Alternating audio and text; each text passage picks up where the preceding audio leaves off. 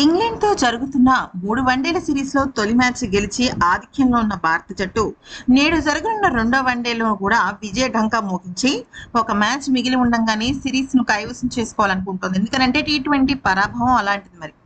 అయితే ఇక ఈ కీలక పోరుకు ముందు భారత జట్టును కొన్ని ప్రధానమైన సమస్యలు వేధిస్తుండగా పిచ్ పరిస్థితులకు అనుగుణంగా తుది జట్టులో ఒక భారీ మార్పు చేసేందుకు మేనేజ్మెంట్ సిద్ధమైంది.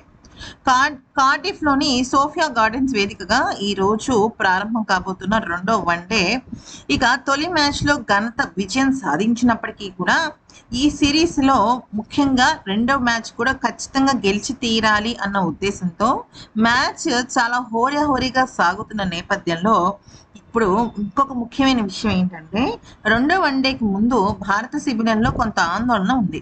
ముఖ్యంగా యువ కెప్టెన్ శుభమన్ గిల్ ఫిట్నెస్ సమస్యలతో బాధపడుతున్నాడు. 80 పరుగుల అద్భుతమైన ఇన్నింగ్స్ ఆడిన గిల్ తొలి వన్డేలో కండరాల నొప్పితో రిటైర్డ్ హర్ట్‌గా మైదానాన్ని వీడిన సంగతి తెలిసిందే. ఇది కేవలం నొప్పి మాత్రమేనని భావిస్తున్నప్పటికీ గతంలో ఇటువంటి సమస్యల కారణంగా హాస్పిటల్‌లో జాయిన్ అయిన దాఖలాలున్నాయి. గిల్ అందుబాటులో లేకపోతే జట్టుకు చాలా పెద్ద ఎదురుదెబ్బ. మరోవైపు సీనియర్ ఓపెనర్లు రోహిత్, కోహ్లీ ఫామ్‌లు కూడా నిరాశపరుస్తున్న వేళ ఇప్పుడు రెండో వన్డేలో దీన్ని తేల్చుకోనున్నారు. అయితే ఇక దాదాపుగా 968 రోజుల తర్వాత వన్డేలోకి పునరాగమనం చేసిన స్టార్ బౌలర్ బుమ్రా తొలి మ్యాచ్‌లోనే తన బౌలింగ్ మాయాజాలంతో ఇంగ్లాండ్‌ను దెబ్బతీశాడు. ఈ మ్యాచ్‌లో కూడా బుమ్రా మంచి ఆరంభాన్ని ఇస్తే ప్రత్యర్థి జట్టుకు తక్కువ స్కోర్‌కే కట్టడి చేయొచ్చు.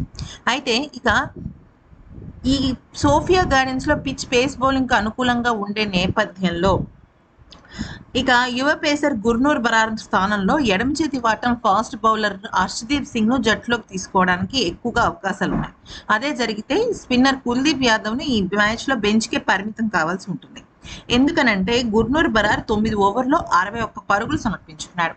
సో తొలి మ్యాచ్‌లో 2 వికెట్లు తీసినప్పటికీ ఇది పెద్ద డ్రాబ్యాక్.